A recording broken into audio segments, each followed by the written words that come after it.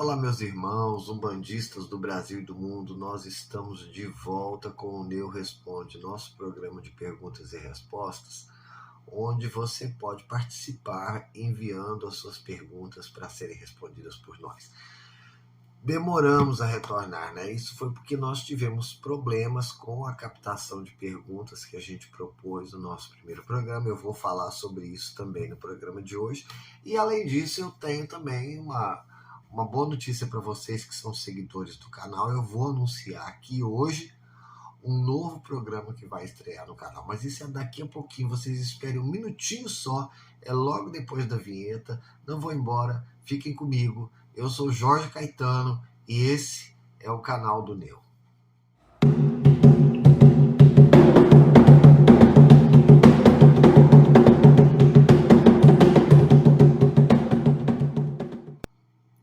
Bom, sem maiores formalidades, eu quero iniciar já pedindo aí a contribuição de vocês com o canal.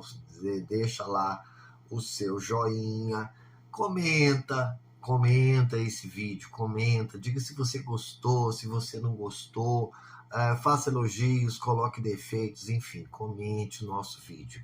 E, obviamente, compartilha para fazer com que mais pessoas tenham acesso a essas informações. E se você ainda não é inscrito no canal, vai lá, se inscreve, aperta o sininho lá para receber as nossas notificações, tá certo? Bom, primeiramente, a questão que envolve a nossa demora em gravar o segundo episódio do Neu Responde.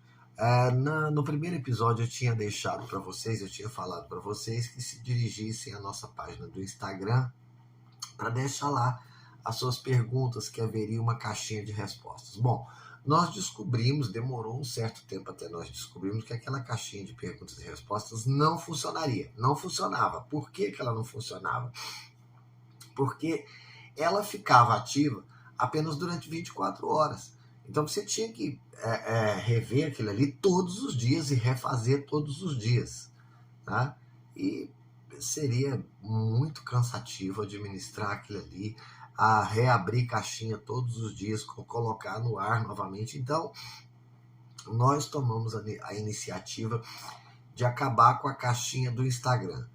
Agora nós vamos assumir uma postura um pouquinho diferente, nós vamos retroceder um pouquinho no tempo. Se você desejar enviar uma pergunta para o canal, obviamente, qualquer tema que envolva Umbanda, você pode enviar aqui a sua pergunta que nós responderemos. Só que você deverá agora fazer isso por e-mail, tá?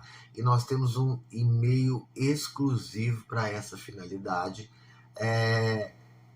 Anotem aí, neuresponde@gmail.com. Muito fácil, né? É esse que está aparecendo aqui no alto da tela e que eu vou deixar disponibilizado também na descrição do canal para que vocês possam mandar qualquer pergunta que vocês quiserem para nós. Eu havia anunciado lá no início também que nós estaríamos fazendo hoje a divulgação do novo programa que o canal do Neu vai passar a apresentar para vocês. Eu acho que vocês vão gostar desse programa. Sabe como é que é o nome dele? Ele vai se chamar Cante com o Neu. Eu explico.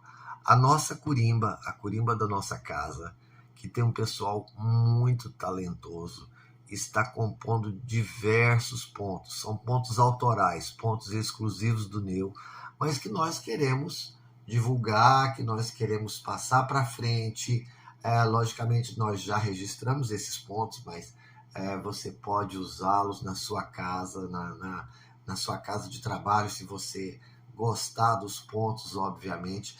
E agora, na sexta-feira, já estreia o nosso primeiro programa, vai estrear o primeiro Cante com o Neu aqui no canal. Fiquem atentos para vocês não perderem. Cara, para aqueles que gostam de música, e eu tenho certeza, porque eu vejo que os canais que apresentam pontos na internet estão sempre repletos, né? As visualizações são inúmeras, né?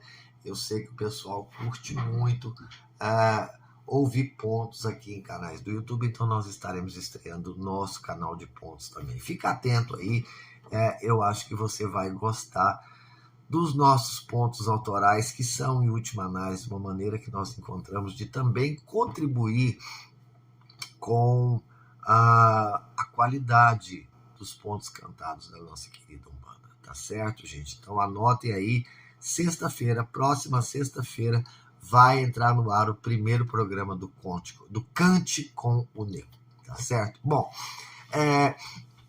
nós ainda nós conseguimos resgatar 2 perguntas que tinham sido deixadas no antigo esquema do Neu Responde, tá? Na antiga caixinha do Instagram.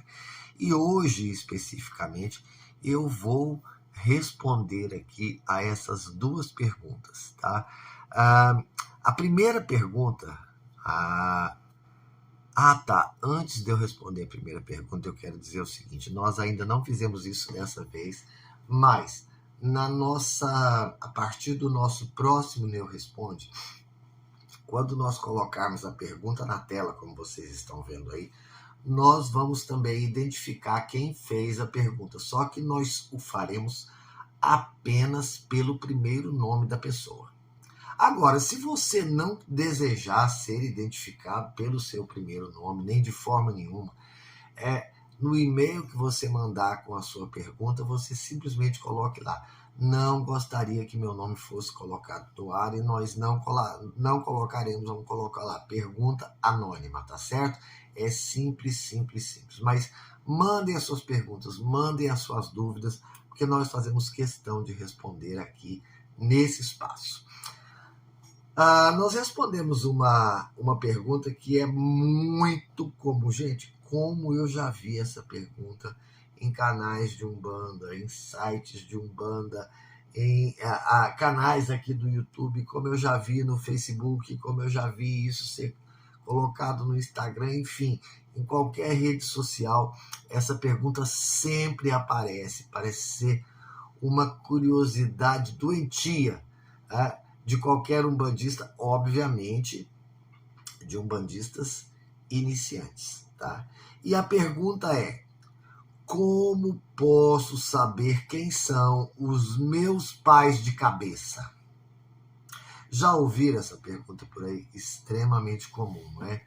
Pois é.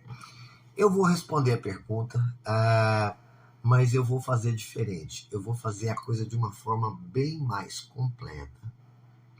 E fazendo, primeiramente, uma explicação sobre o que é pai e mãe de cabeça, né? Que são pais de cabeça, e o que isso significa na Umbanda como um todo, e mais especificamente também na Umbanda tradicional, que é a nossa variante, que é a variante do Neu, tá certo? Então vamos lá. Gente, quando a gente fala de pai e mãe de cabeça, a primeira coisa que nos vem à mente é a ideia de orixá, não é verdade? Pois é. Só que existe da parte das pessoas, principalmente de umbandistas iniciantes e, logicamente, de umbandistas que trabalham, que conhecem outras variantes de Umbanda, existe um conceito bastante complicado em relação a essa questão de orixá. Então vamos começar entendendo o seguinte: lá na mitologia iorubá, orixás são considerados divindades, são deuses, tá? Por que eles são considerados deuses? Porque a religião iorubá, né, a religião tradicional iorubá, é uma religião claramente politeísta. Então eles acreditavam em vários deuses. O problema é que a Umbanda é uma religião monoteísta, então nós não temos divindades no plural. Logicamente, se nós disséssemos no âmbito da Umbanda que nós cultuamos orixás, e que esses orixás que nós cultuamos, eles são divindades, nós estaríamos claramente sendo incoerentes com uma crença básica da Umbanda, que é o monoteísmo. Sendo assim, o conceito de orixá está sim presente na Umbanda, só que devidamente reinterpretado para nós umbandistas. Orixá não é um ser, não é uma individualidade, não é uma personalidade individualizada. Orixá é uma faixa vibratória. Vejam bem, uma faixa vibratória. Uma onda que circula por todo o universo e que emana diretamente do Criador. Na nossa concepção, o Criador vibra originalmente em 7 faixas de frequências diferentes. E essas 7 faixas dão origem a 7 orixás básicos, tá? Ou seja, 7 linhas energéticas, 7 ondas de pensamento diferentes. E na Umbanda, essas 7 ondas, que também determinam características, determinam personalidades, são responsáveis por todas as diferenças pessoais que existem, não apenas pelas diferenças pessoais, mas também por uma série de fenômenos da natureza. São responsáveis pelo equilíbrio geral do universo, e que se manifestam em fenômenos da natureza em cada planeta especificamente. No caso do planeta Terra, também influencia diretamente na personalidade nossa, na personalidade dos humanos encarnados na Terra. Certo? Bom, o que significa isso? Por serem 7 faixas de onda, os espíritos desencarnados, todos eles, espíritos de pessoas que já tiveram e ainda terão outras encarnações no planeta Terra, sim, porque a Umbanda tradicional acredita que abaixo de Deus, todos somos espíritos. E enquanto espíritos, todos nós somos reencarnantes. O processo de reencarnação, a lei da reencarnação, é a lei suprema que garante o nosso processo evolutivo enquanto espíritos. Então não existe esse negócio de espírito que nunca teve encarnação, de espírito que jamais esteve encarnado. Às vezes alguém fala, jamais esteve encarnado na Terra. Sim, tudo bem, aí eu até concordo. Ele pode nunca ter tido uma encarnação na Terra, mas ter tido outras encarnações em orbes diferentes. Aí eu não discuto, mas essa história de espírito que nunca teve encarnação, isso, desculpem, mas isso é balela, isso não existe. Deus é justo. Se a gente acredita em Deus e atribui a ele todas as qualidades em grau supremo, a qualidade da justiça atribuída a ele em grau supremo vai dizer que ele não vai determinar criações diferenciadas. O que vale para um tem que valer para todos. Então, todos abaixo de Deus somos espíritos reencarnantes, tá? Como espíritos reencarnantes, quando nós saímos da mão do Criador, nós saímos vibrando em uma dessas 7 faixas, certo? E aí, quando chegamos à nossa encarnação aqui na Terra, a nossa individualidade como pessoa, vai vibrar numa daquelas 7 faixas, ou seja, na faixa em que nós fomos criados.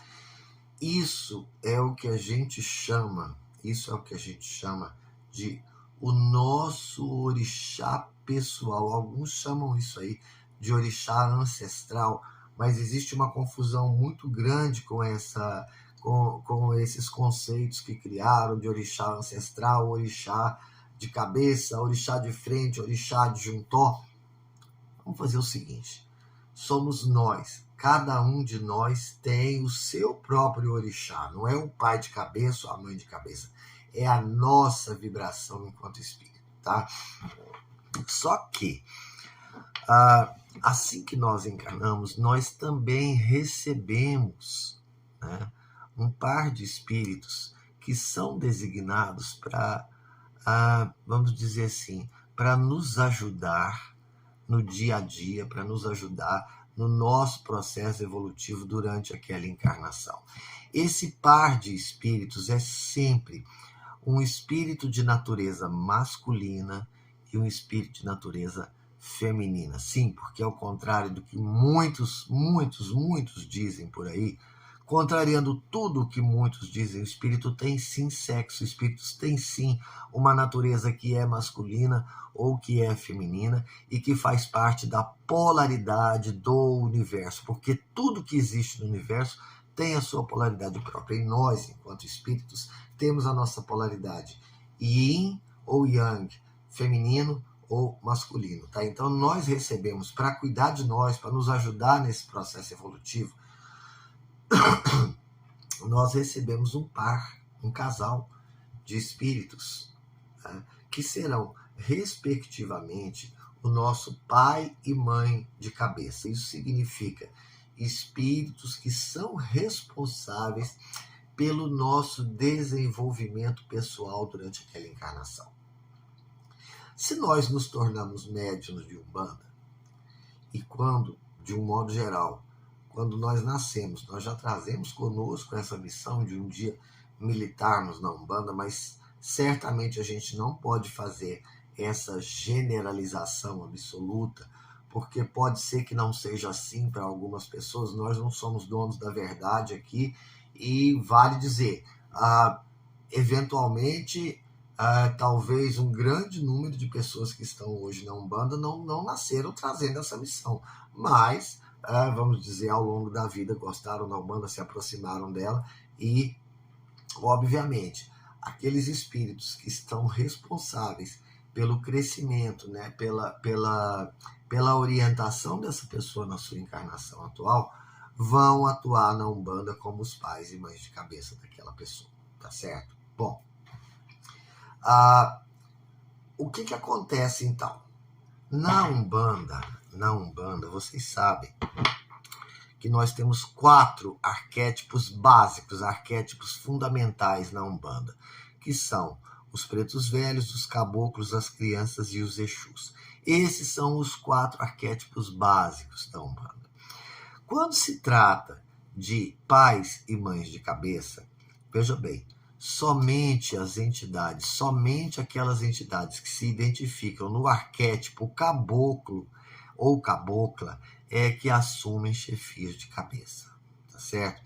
Então, nós teremos, basicamente, como pais de cabeça na Umbanda, Oxalá, Ogum, Oxóssi, Xangô, Obaluaê, Iemanjá, Oxum, Inhansã e Nanã. São esses os orixás, por assim dizer, que atuarão na Umbanda como nossos pais de cabeça, tá certo?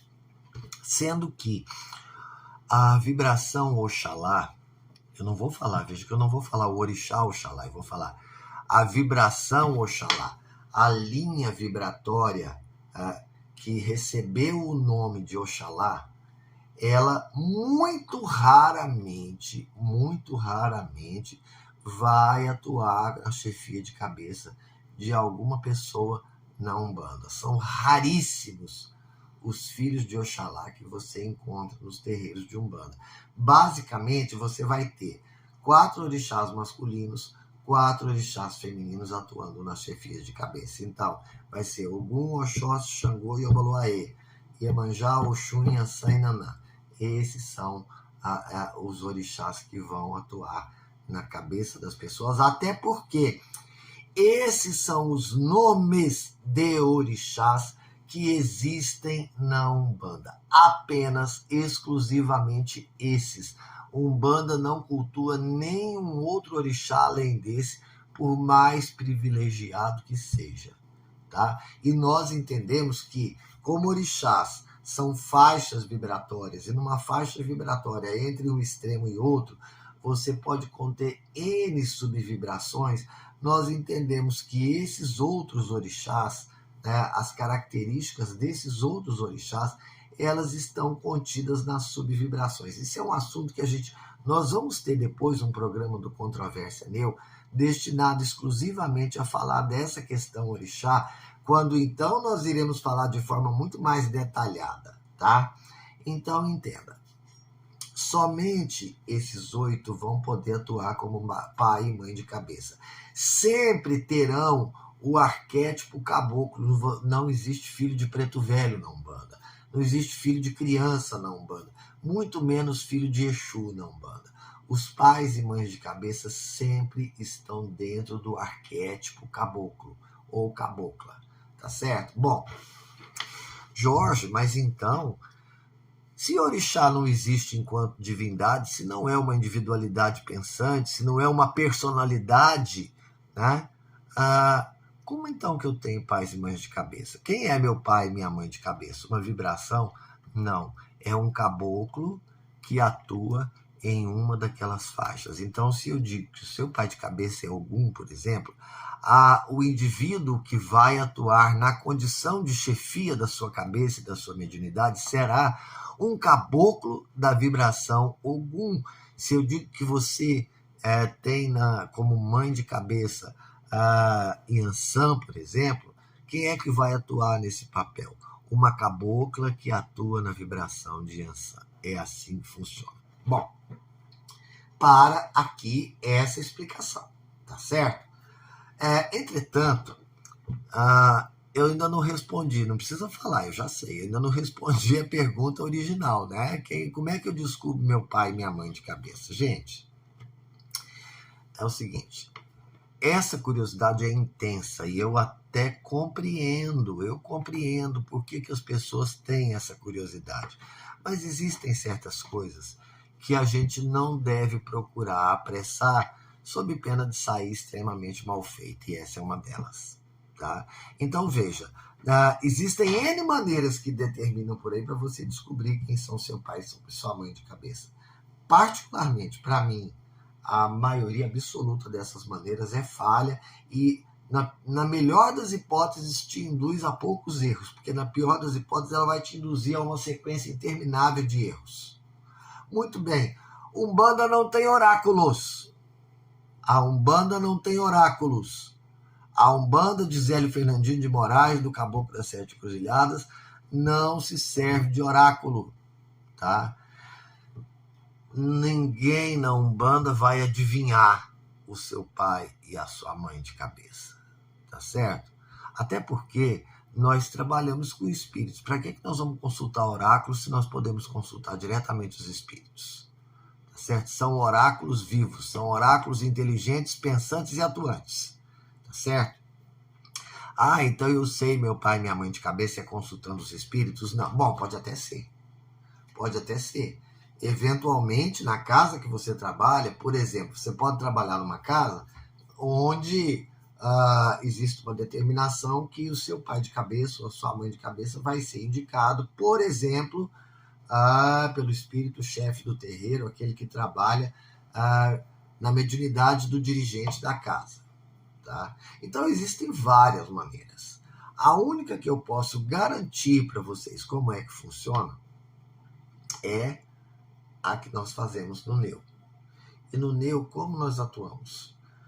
A pessoa entra para o desenvolvimento mediúnico da casa, é colocada lá na corrente. No dia do desenvolvimento, nós fazemos uma chamada geral de todas as linhas. Tá? E a cada linha que a gente vai chamando, a gente vai passando, batendo o adijá na cabeça da pessoa e fazendo a chamada. Olha, é certo, o Neo funciona há 14 anos. Nunca falhou até hoje. Nunca. No momento em que você chega na cabeça da pessoa e toca o adijá na cabeça da pessoa, quando se está cantando para aquela vibração, o pai de cabeça se manifesta ou a mãe de cabeça se manifesta. Nossa, Jorge, mas isso acontece da primeira vez? Não. Pode acontecer da primeira. Às vezes da segunda, às vezes da terceira, às vezes da quarta. Tem gente que fica 1 ano participando do desenvolvimento mediúnico. até que o seu pai ou sua mãe de cabeça se manifeste. E aí até que se manifestam os dois, e depois que se manifestam os dois, aí vai se manifestar o preto velho, vai se manifestar a criança, vai se manifestar o Exu. É assim que funciona na nossa casa, na casa que eu dirijo, na casa que produz esse programa aqui no canal. Ah, mas pode ser diferente disso? Pode ser diferente disso. Você vai encontrar casas que se intitulam de Umbanda e que jogam búzios, tá? Ah, Jorge, você é contra? Olha, eu não jogo. Na minha casa eu não jogo búzio, não faz parte da Umbanda. Mas pode acontecer. Lamentavelmente, eu recebi na minha casa algumas pessoas que chegaram já trazendo um pai e uma mãe de cabeça indicados de outras casas, às vezes não de casas de Umbanda, tá? E que ao chegarem no desenvolvimento do Neo, manifestaram pais de cabeça completamente diferentes daqueles que elas achavam que tinham. Então lá, felizes da vida, trabalhando, satisfeitas e não tem nenhum problema na Umbanda. Tá certo? Então é assim, é dessa maneira que a gente encontra, que a gente descobre o seu pai e a sua mãe de cabeça. Eu nunca vou lá e aponto para o filho, pro meu filho de santo. Ah, o seu pai de cabeça é Ogum, a sua mãe de cabeça é Iemanjá. Não, eu nunca faço isso. Em algumas situações, eu até sei, eu até recebo a informação dos meus mentores. Mas eu jamais abri a minha boca para falar para um filho de santo que você é de Ogum, você é de Iemanjá, você é de Xangô, você é de Nanã. Nunca. Ele vai entrar na corrente e vai esperar que aquele pai de cabeça e aquela mãe de cabeça se manifestem. E até hoje, em 14 anos, tem dado rigorosamente certo. Nunca erramos. Tá certo? Então, eu entendo que essa é a maneira mais segura de saber quem é o pai ou a mãe de cabeça. Eles, em pessoa, vêm e se identificam no momento da chamada. Tá certo? Bom, mas isso ainda é uma particularidade de cada casa. Há casas que fazem completamente diferente disso. Então, essa pergunta que me foi feita, como posso saber meus pais e meus pais de cabeça? Essa pergunta tem N respostas possíveis. E a melhor resposta que eu posso te dar é: depende da casa de Umbanda em que você vai estar trabalhando, que você vai estar se desenvolvendo. Vai ser sempre de acordo com o ritual que é utilizado por aquela casa para descobrir o seu pai e a sua mãe de cabeça, tá certo? Bom, esse assunto, né? Esse assunto sobre pais e mães de cabeça, sobre orixá, sobre características de orixá, porque uma das coisas que eu esqueci de dizer, que faltou eu dizer, né? É que o seu pai e a mãe de cabeça, eles vão ter uma influência muito forte na formação da sua personalidade. Então, a personalidade que você apresenta aqui, ela é uma mistura da sua vibração pessoal, tá? Com a influência do seu pai de cabeça, a influência da sua mãe de cabeça.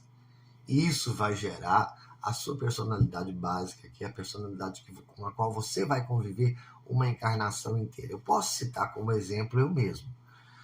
A minha vibração pessoal, né, é de Iori, né, ou Ibeji, ou de criança, como vocês preferirem.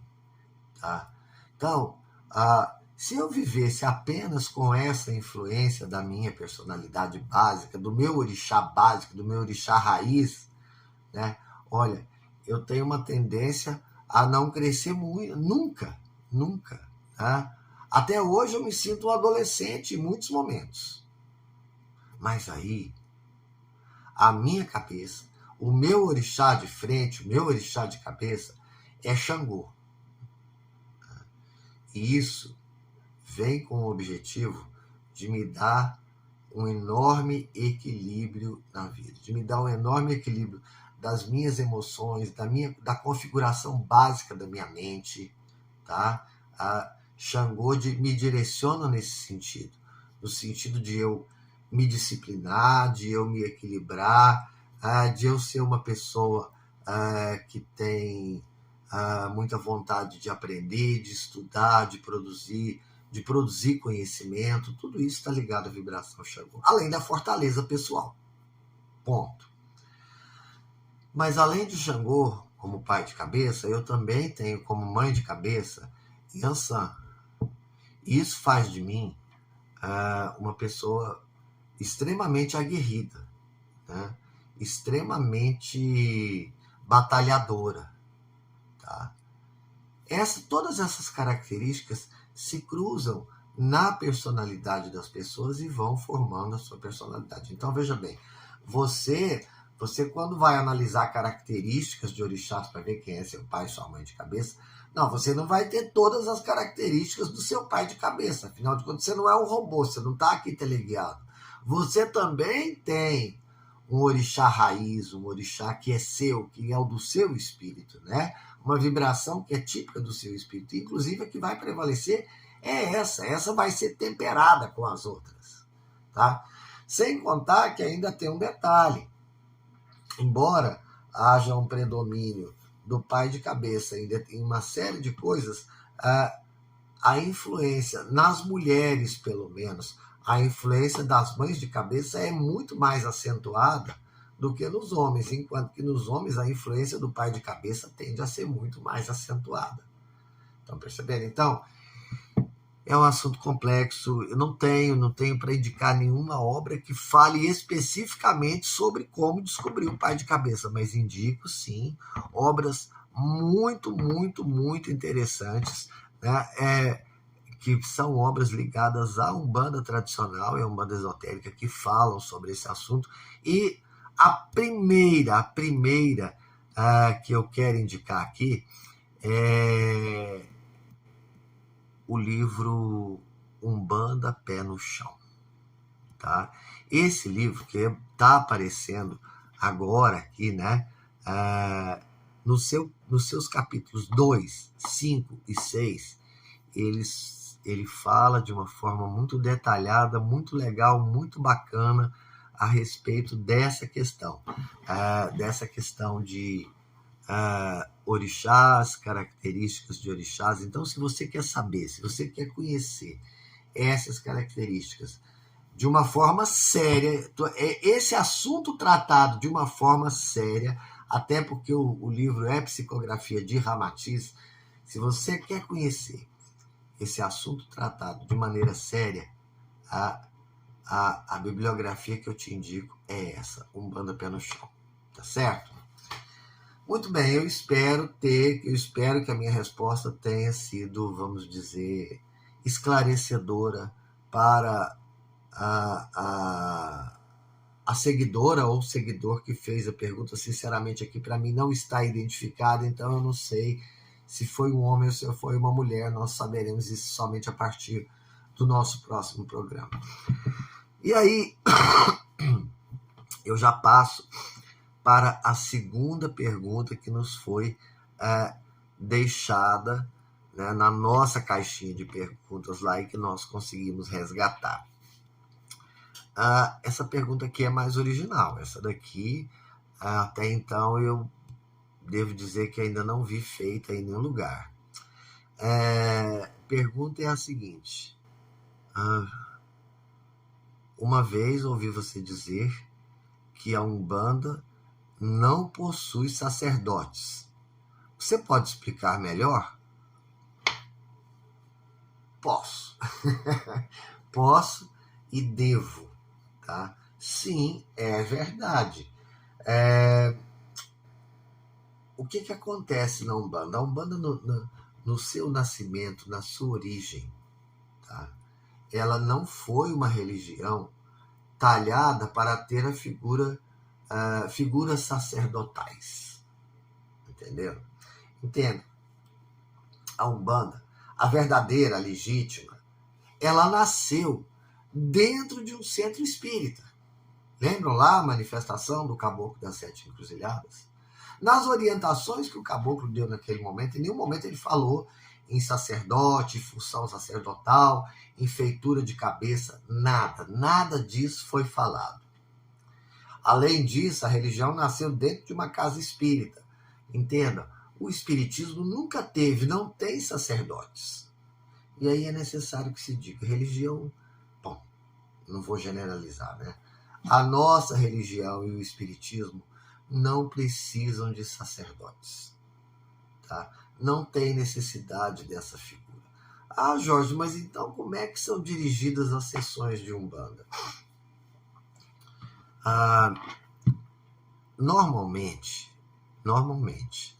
quem abre uma casa de Umbanda é uma pessoa que, de alguma forma, e aí eu não posso detalhar para vocês que forma é essa, mas porque acontece de diversas maneiras diferentes, mas é uma pessoa que, de alguma forma, em algum momento, recebeu do astral superior uma outorga para abrir uma casa de Umbanda, para dirigir aquela casa de Umbanda, tá? Normalmente as casas são abertas assim, né? Mas há casas que perduram por décadas e décadas e décadas a fio e as pessoas morrem, né?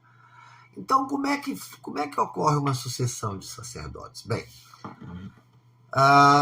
aquelas pessoas que são mais experientes, que são mais conhecedoras da religião, dos rituais, então, normalmente, ao longo do seu percurso, elas costumam ser designadas como auxiliares do dirigente. Não pense que eu vou falar sacerdote, não.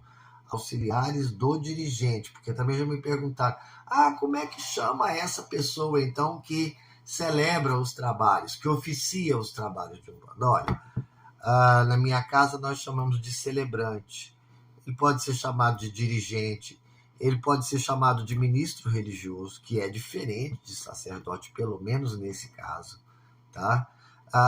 Inclusive no meu registro, né, que é feito na federação, no meu consta, não consta pai de santo. A federação normalmente coloca pai de santo, então pais, no meu caso eles colocariam pai Jorge de Xangô, mas eu não aceitei. Eu costumo dizer, eu só tenho 2 filhos, né? O que eu chamo de filhos de santo, que as pessoas normalmente chamam de filhos de santo, são pessoas que, por vontade própria, né, por iniciativa própria, se colocaram sob a minha orientação dentro da casa que eu dirijo, pessoas pelas quais eu tenho o maior carinho, mas que eu sempre fiz questão de dizer, olha, eu não sou pai de santo. E aí, obviamente, é a mesma coisa do apelido, né? Apelido só pega em quem não gosta. Aí, como eu fazia questão de dizer que eu não sou pai de santo, gradativamente as pessoas começaram a me chamar de babá só como provocação, né? Só como gozação, como piada, e pegou, e hoje na casa todo mundo me chama de babá. Mas eles sabem, eles têm consciência de que eu não sou pai de santo. Aliás, a terminologia nem é pai de santo, porque a terminologia correta seria pai no santo, né? O termo correto é pai no santo, tá? E acabou virando pai de santo com o tempo. Enfim, deixa isso para lá, não vamos entrar nesse detalhe. Mas a Umbanda não tem essa figura, tá? O pai no santo é uma figura típica do candomblé. O candomblé tem paz no santo. Por quê? Porque lá sim, lá existe toda uma ritualística de formação de sacerdotes específicos. Então, o candomblé é uma religião que na sua origem, já possui a figura do sacerdote, tá? Então é normal, eles trouxeram, vamos dizer, esse costume, é uma prática típica da religião deles. O candomblé tem sacerdotes. Perfeito. Nada contra. Aliás, eu devo dizer para vocês que eu não tenho nada contra sacerdote nenhum, nem padre, nem pastor, nem pai no santo, enfim, eu não tenho nada contra sacerdote nenhum. Quando eu crio essa polêmica de dizer que não sou pai de santo, que não me chamem de pai de santo, é porque a minha religião é a Umbanda. E a Umbanda não possui sacerdotes. A figura sacerdotal não existe na Umbanda. Existe a figura de um dirigente que normalmente é uma pessoa que tem mais experiência, mais conhecimento, mais trato com o culto e que, de resto, recebeu uma outorga do astral superior. Ah, Jorge, mas isso não faz dele um sacerdote? Não, não faz. A função sacerdotal, de um modo geral, ela é conferida aqui na Terra a partir de processos iniciáticos bem humanos, bem típico de pessoas encarnadas. Inclusive, você vai encontrar muito sacerdote por aí, não tem que ser de Umbanda nem de Candomblé, eu estou falando de um modo geral, você vai encontrar muito sacerdote por aí que, do meu ponto de vista, o astral jamais outorgaria. Tá? Então, na Umbanda, o indivíduo, quando ele se torna um sacerdote, ele recebe uma outorga do astral para fazer aquele trabalho. Hoje, por exemplo, na minha casa, quando a minha casa começou, não vou contar aqui a história de como é que tudo isso começou, eu costumo dizer que a Umbanda despencou na minha cabeça de uma hora para outra, mas não é fácil, não é simples uma pessoa só administrar uma casa de Umbanda. Qualquer pessoa que administra uma casa de Umbanda, ela precisa de ter ajuda. Ela precisa de ter ajuda, sabe por quê? Porque quando eu digo que eu não sou sacerdote, eu não tenho nada de diferente das outras pessoas. Então, por exemplo, eu também viajo, eu também tenho compromissos, eu também adoeço, como tudo que está vivo, eu também adoeço. Né? Então, se você não tiver ajuda na celebração das sessões da sua casa, imagina, hoje o Jorge adoeceu, está de cama. A casa não vai abrir, né? Por quê? Porque não tem quem celebra a sessão. Né? Então, hoje, na minha casa, eu tenho mais duas pessoas que funcionam como aquilo que vocês chamariam, né, no linguajar tradicional dos terreiros, vocês chamariam de mães pequenas da casa. Lá elas são minhas ajudantes, minhas auxiliares, e que têm exatamente as mesmas prerrogativas que eu tenho dentro do terreiro. As mesmas. Tá? Essas duas, inclusive, deram essa entrevista aí que está aparecendo aí em cima agora. Né? São as duas que estão presentes no primeiro episódio do Neo Podcast. Flávia e Viviane e Flávia, são as minhas duas ajudantes dentro da casa. Sabe como é que elas receberam esse encargo? Num belo momento, Preto Velho, Pai Tomé de Angola, que é o Preto Velho que atende da minha mediunidade, um belo dia chamou as duas e disse: olha, eu quero que vocês estejam aqui tal dia, porque eu preciso de conversar com as duas. Fizeram as duas uma reunião com o Preto Velho e ele disse para ambos: olha, a partir de agora vocês também vão se tornar celebrantes da casa. Receberam a outorga do astral. São duas pessoas experientes, conhecedoras, né? Ambas já estão na Umbanda e no Neo há um bom tempo. Ambas são, inclusive, professoras do curso superior de teologia de Umbanda que o Neo oferece. Consequentemente, não são duas pessoas desconhecedoras da doutrina, alheias a tudo, são duas pessoas que estão profundamente integradas no dia a dia da Umbanda e no dia a dia da nossa casa, e que talvez por essas características, pelo grau de responsabilidade que apresentam com as coisas do astral superior, achou por bem outorgar a elas o direito de também oficiar sessões. Então, quando eu digo para vocês que Umbanda não tem sacerdotes, tá? É por isso. É por causa dessas características, né, que vocês vão identificar, de um modo geral, nas casas de Umbanda tradicional. Quando eu fiz a pesquisa para o meu primeiro livro, visitei 46 casas de Umbanda. Gente, era líquido e certo. nas casas de umbanda tradicional, você passa, você vai conversar com o dirigente da casa e você pergunta, você é sacerdote? E a pessoa te diz de imediato, não sou sacerdote, ou então não sou sacerdotisa, tá? A nossa casa não tem sacerdote. Eu sou uma pessoa que normalmente celebra as sessões porque eu tenho mais experiência e conheço um pouco mais. É isso. Umbanda é isso, tá? Umbanda é isso. E aqui, vocês vão encontrar a única referência bibliográfica que eu encontrei para passar para vocês disso que eu estou falando agora, que não é uma referência direta, é uma referência absolutamente indireta, né? Mas que eu digo isso porque parece não haver, inclusive eu achei estranho. Eu não encontrei nenhum livro que fale diretamente sobre a questão de Umbanda não ter sacerdotes, embora qualquer praticante de Umbanda tradicional saiba disso. Eu encontrei uma referência indireta nesse livro aqui, ó. Aconselho também. Todos os livros que eu mostro aqui, eles são sugestões de leitura, né? Umbanda de A a Z se chama esse livro. É do Norberto Peixoto, com psicografia de Ramatiz, né? Ele é como se fosse um dicionário, um glossário de termos de Umbanda, e se vocês procurarem aqui o verbete sacerdote, vocês vão entender pelo que está dito lá.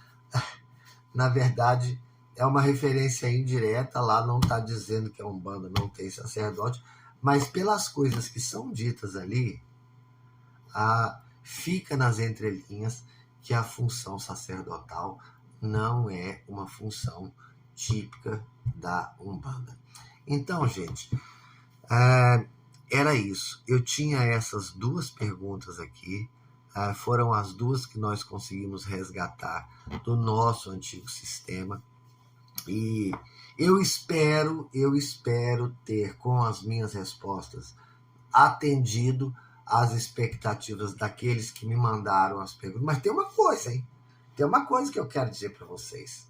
Aqui, se ao responder, isso é importantíssimo, né? Aqui, se ao responder uma pergunta que foi formulada por vocês, a minha resposta não for satisfatória, tá? Quando eu digo não for satisfatória, é no sentido de não ter te esclarecido suficientemente. Você vai lá no comentário e coloca lá assim, não, Jorge, não gostei da sua resposta, não me esclareceu, não fiquei esclarecido ou esclarecida com a sua resposta. Eu estou dizendo, no caso da minha resposta não ser satisfatória, porque muitas vezes o indivíduo vai me fazer uma pergunta aqui e eu vou dar uma resposta que vai de encontro às crenças pessoais daquele indivíduo. E aí não é que a minha resposta não vai ser esclarecedora, é que ele não vai gostar da resposta que eu vou dar. Nesse caso está proibido de comentar? Não, não está proibido. Apenas não confunda as coisas. Quando eu digo, coloque lá, a sua resposta não foi esclarecedora, não foi o suficiente para tirar a minha dúvida, é uma coisa. Não gostei da sua resposta porque discordo, não é isso que eu penso, é outra coisa completamente diferente. Conseguiram entender? Independente disso, vocês podem comentar, podem fazer qualquer comentário que vocês julgarem importante, necessário, etc., no canal, tá certo? Lá nos comentários do canal, deixem os seus comentários vão ser extremamente importantes até para a gente poder se aperfeiçoar. Bom, gente, para hoje é isso, eu vou ficar por aqui. Eu quero dizer que nós temos tido alguns programas muito longos, né, no Controvérsia Neu. Não é a minha, vamos dizer, não é o meu, a minha preferência fazer vídeos muito longos, mas vocês têm que entender que em algumas situações, em algumas circunstâncias, eu estou lidando com assuntos que não comportam uma abordagem rápida, uma abordagem superficial. A gente tem que se aprofundar, e aí nesse caso vão ser produzidos vídeos grandes de 1h30, 1h40, como aqueles que são os vídeos, os mais recentes vídeos do Controvérsia Neo. Mas isso não vai ser uma constante no canal. A tendência é de que os nossos vídeos oscilem entre 30 e 40 minutos, é o máximo que eu gostaria que os vídeos do canal tivessem, por hábito, né? Por exceção, quando o assunto for muito, vamos dizer, for um assunto muito complexo, que a gente precisar de mais tempo, a gente faz um vídeo mais longo.